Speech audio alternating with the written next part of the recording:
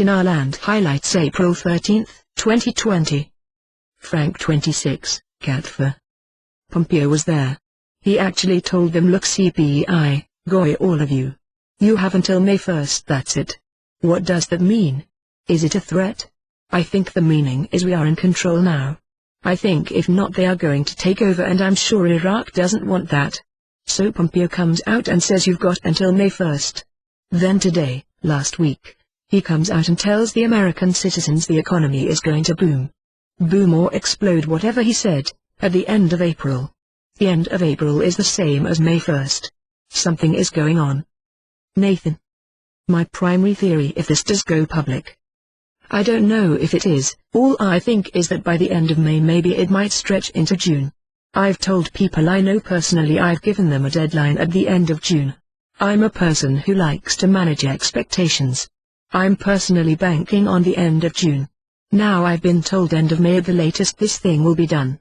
That doesn't mean that this is a public event. It might be a closed shop event. It might be a public bit, I just don't know, and if I did know I would at least hint at it, but I genuinely don't know. And the people who really would know have not told me. I don't even know if they know. I do know the institution pulling the trigger on whatever this is. I've been in this game for 3 years and I only recently found out who's pulling the trigger on this thing. I can tell you this much, on the transactions I was involved in the last couple years I never transacted on anything above $1 and it was sub $1. The contracts that I transacted on it didn't stipulate the rate. It was a certain amount of money for a certain amount of IQD. You obviously by extrapolating the amount you've got a rate. There's so many variable involved in these transactions, but you could extrapolate a rate out of the transaction by simply dividing how much IQD and how much the offer was for it. It was nowhere near $1. Nowhere near 0.50 cents. Nowhere near 0.10 cents. But it was a significant premium to the face value of the IQD. 0.01, 0.02, 0.03. 0.04 cents is a huge return in anyone's book. Those transactions are different, these are institutional plays. Whether they were buying the IQD for an RV I don't know. That information was never disclosed to me or my associates. But they thought they paid a significant premium up and above the face value of the IQD at the time. Jeff. I firmly believe the rate has changed, but privately only on the accounting books. Right now it's not public. It's not even public in country. I don't believe in a separate rate where it can go in country first and then out of country at a later date. I don't believe in that logical theory. IMO, once it changes it can only change one place, one time, and then they're international. Markets. No golden eggs yet. I think it is positive that some folks involved in the exchange process are being asked to return to their seats. This is the first activity I have seen in over a week.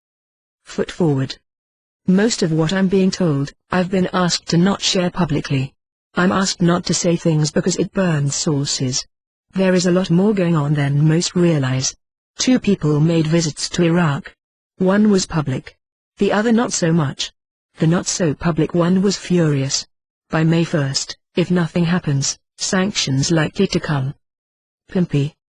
I've gotten into a pretty good lengthy conversation with a few people. They wanted to voice their opposition to why we should invest in a dinar. They said the currency is a scam. And I of course was able to prove to them that the currency is not a scam.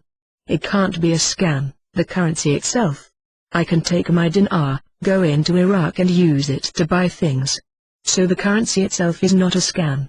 Now we all know that people have taken the currency itself, Iraq dinar, and they have committed scams with this currency. That's why you've got to be careful. There's a huge difference between whether this currency is a real scam or if the people are using it as a scam. They said, well, you never see anybody on normal mainstream talk about investing in this. I go, yeah, there's been a couple occasions.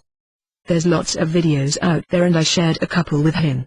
CNBC's video, Jim Cramer of Mad Money talks about Iraqi dinar. They're talking about the actual currency itself.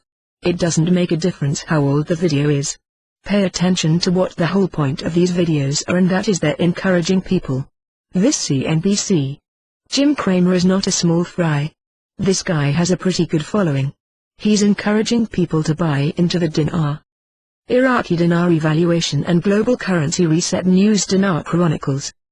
Courtesy of Dinar Gurus.